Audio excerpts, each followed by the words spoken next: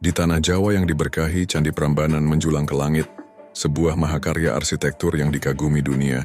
Namun di balik keagungannya tersembunyi sebuah kisah yang lebih suram dari batu-batu candi itu sendiri.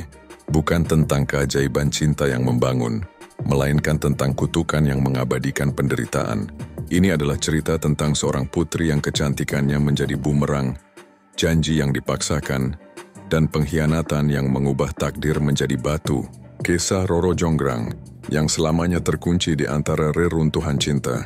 Jauh sebelum nama Prambanan dikenal sebagai Kompleks Candi, tempat ini adalah sebuah kerajaan yang makmur, dipimpin oleh Prabu Baka, seorang raja yang arif dan bijaksana.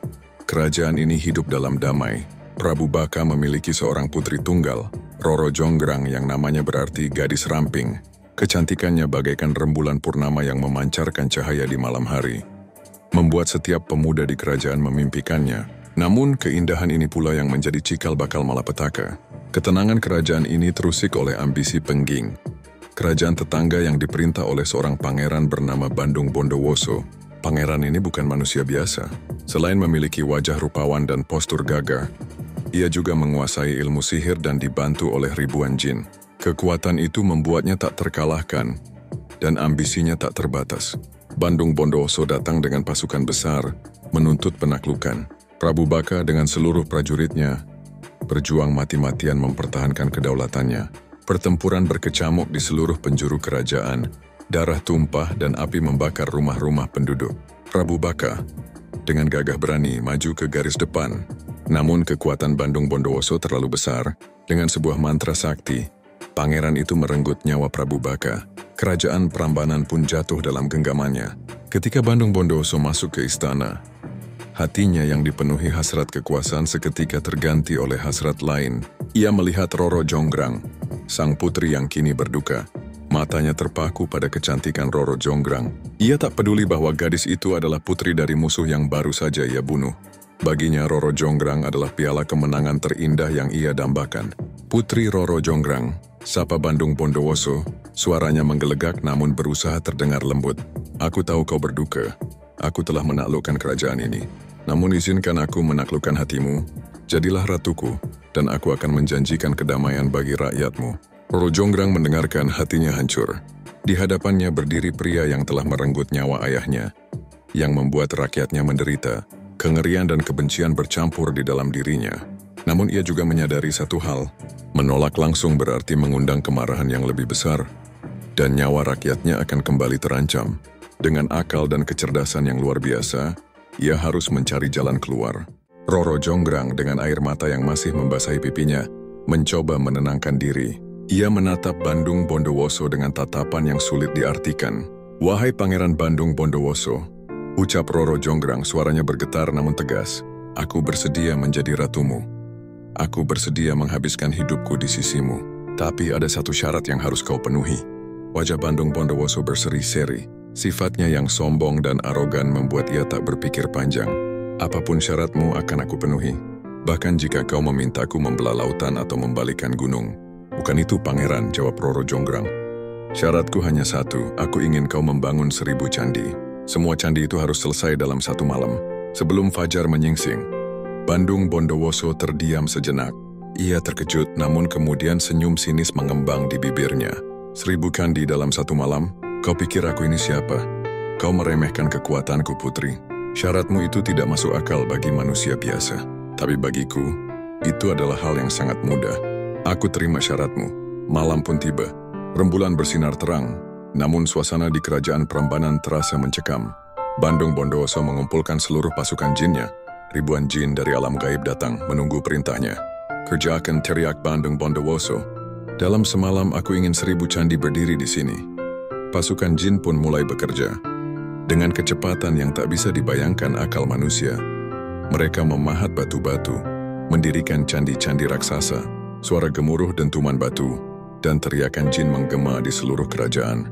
Roro Jonggrang dari dalam kamarnya mengintip, matanya terbelalak melihat pemandangan itu. Ratusan candi telah berdiri, seolah-olah ditumbuhkan dari dalam tanah. Wajahnya pucat, keringat dingin membasahi tubuhnya. Ia tahu Bandung Bondowoso tidak main-main. Ia bisa saja memenuhi syarat mustahil itu. Semakin malam, semakin banyak candi yang berdiri. Hitungan candi yang berdiri hampir mencapai 1.000. Kepanikan Roro Jonggrang semakin menjadi-jadi. Ia harus segera bertindak. Roro Jonggrang mengumpulkan dayang-dayangnya. Kita harus menggagalkan rencana ini, bisiknya. Perintahkan seluruh dayang untuk membakar tumpukan jerami di timur. Tabuh lesung sekeras-kerasnya. Kita harus membuat seolah-olah fajar telah menyingsing. Dengan cekatan para dayang menjalankan perintah sang putri. Obor-obor dinyalakan. Cahaya kuning kemerahan menyebar di ufuk timur. Menyerupai cahaya fajar. Lesung-lesung pun ditabuh. Menciptakan suara berisik yang nyaring. Ayam-ayam jantan yang kebingungan mendengar suara itu pun mulai berkokok. Mengira pagi telah tiba. Suara kokok ayam jantan menyebar ke seluruh penjuru kerajaan. Para jin yang bekerja mendengar suara itu dan melihat cahaya di timur menjadi ketakutan. Bagi jin fajar adalah musuh. Mereka tak punya pilihan selain kembali ke alamnya. Tanpa memeriksa, mereka berhamburan pergi. Meninggalkan satu candi yang belum selesai. Bandung Bondowoso yang sedang beristirahat terbangun oleh suara kokok ayam. Ia segera keluar dan melihat para jinnya berhamburan. Kemarahannya memuncak saat ia menyadari apa yang telah terjadi. Ia segera menghitung candi yang sudah berdiri. 999? Gumamnya, matanya melotot. Kurang satu?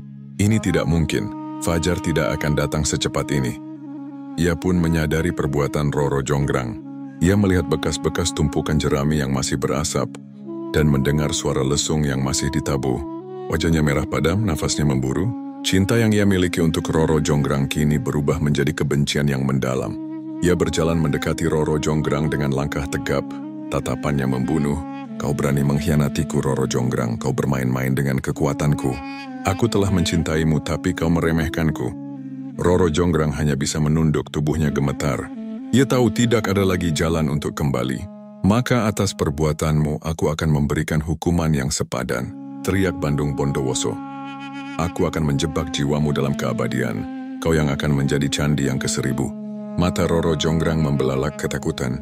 Sebelum ia sempat berteriak, sebuah kekuatan sihir yang gelap menyelimuti tubuhnya. Ia merasakan setiap inci kulitnya menjadi keras. Hangat tubuhnya menghilang. Ia mencoba bergerak namun tubuhnya kaku. Tangannya membeku di posisi meminta ampun. Kakinya tak bisa melangkah.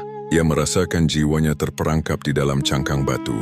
Matanya yang indah memancarkan kesedihan dan keputusasaan yang tak terhingga. Menjadi abadi di wajah batunya. Roro Jonggrang, sang putri jelita, kini telah menjadi patung yang utuh, candi yang ke-1000, yang melengkapi syarat dari janji yang mustahil. Hingga kini patung Roro Jonggrang berdiri tegak di dalam salah satu candi di Prambanan.